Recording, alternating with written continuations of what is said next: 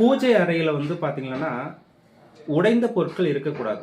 பூஜை அறையில உடைந்த பொருட்கள் இருக்கக்கூடாது. நம்ம வந்து கோவில் குளத்துக்கு அங்க நிறைய இடத்துக்கு போயிருப்போம். அங்க வாங்கிட்டு வந்தக்கூடிய விபூதி பொருட்கள் வந்து விபூதி, குங்குமம், பிரசாதமா வாங்கிட்டு வருவோம். அதை வந்து ஒரு பேப்பர்ல மடிச்சு அப்படியே வைக்கக்கூடாது. நம்ம கோவில்ல இருந்து எடுத்துன்னு வரக்கூடிய பிரசாதத்தை ஒரு டம்ளர்லயோ அல்லது ஒரு கப்புலையோ அதை வந்து போட்டு வைக்க வேண்டும். அது வந்து ஒரு பேப்பர்ல மடிச்சு அதை வந்து அவ்வாறு அந்த பூஜை ரூம்ல வைப்பதனால தெய்வ அனுகூலம் குறையும். அது மட்டும் இல்லாம பல்வேறு கோவிலுக்கு சென்று நம்ம தீர்த்தங்கள் வாங்கிட்டு வருவோம். அந்த தீர்த்தத்தை வந்து அவ்வப்போதே பயன்படுத்திட வேண்டும். அதை வந்து தேக்கி வைக்க கூடாது. இன்னைக்கு நிறைய வீட்டுல வாஸ்து பார்க்க போகும் பொழுது அந்த வீட்டுல பழைய தீர்த்தங்கள் வந்து நிறைய டப்பா வச்சிருக்கிறாங்க. அதனால நெகட்டிவ் எதிர்மறையான வினைகள் வந்து அதிகரிக்கும். அப்ப அந்த இடத்துல வந்து தெய்வ அனுகூலம் இருக்காது.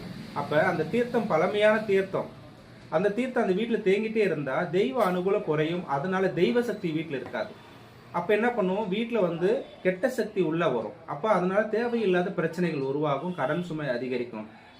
தெய்வ அனுகூலம் நல்ல விதமா நமக்கு தெய்வ ஆற்றல் இருக்க வேண்டும் என்று சொன்னால் அந்த பூஜை ரூம்ல வந்து உடைந்த பொருட்கள் இருக்கக்கூடாது, உடைந்த போட்டோக்கள் இருக்கக்கூடாது.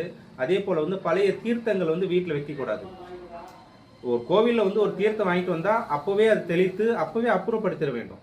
அதை வந்து ஒரு நாள் 2 நாள் மாச கணக்குல சில பேர்லாம் வச்சிருக்கிறாங்க. அந்த மாதிரி வைக்கிறதுனால தெய்வ சக்தி குறையும். அதை நீங்க அனைவருமே உணர்ந்து கொள்ள வேண்டும். அதே போல வந்து போட்டோக்கள் வந்து இரு தெய்வங்கள் வந்து நம்ம வைக்கக்கூடாது. ஒரு தெய்வம் வந்து ரெண்டா வைக்கக்கூடாது. இப்போ ஒரு முருகன் போட்டோ இருந்தா முருகன் மட்டும்தான் இருக்கணும்.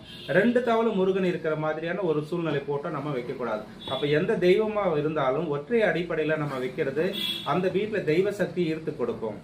அதனால நீங்க அனைவருமே பூஜை ரூம் வந்து எப்பவுமே சுத்தபத்தமா வைக்குங்க. பூஜை ரூம்ல எப்பவுமே வாசனை திரவியம் இருக்கணும். அதே மாதிரி கற்பூரம் இல்லாமல் இருக்கக்கூடாது, ஊதுபத்தி இல்லாமல் இருக்கக்கூடாது. பூஜை ரூம்ல எப்பவுமே எண்ணெய் இருக்கணும், தீப்பெட்டி இருக்கணும். இது எல்லாமே வந்து பூஜை ரூம்ல வந்து மிக மிக முக்கியம். பஞ்ச காவியம் வைக்கிறது, அதே போல வந்து பஞ்ச பாத்திரம் இருக்கிறது.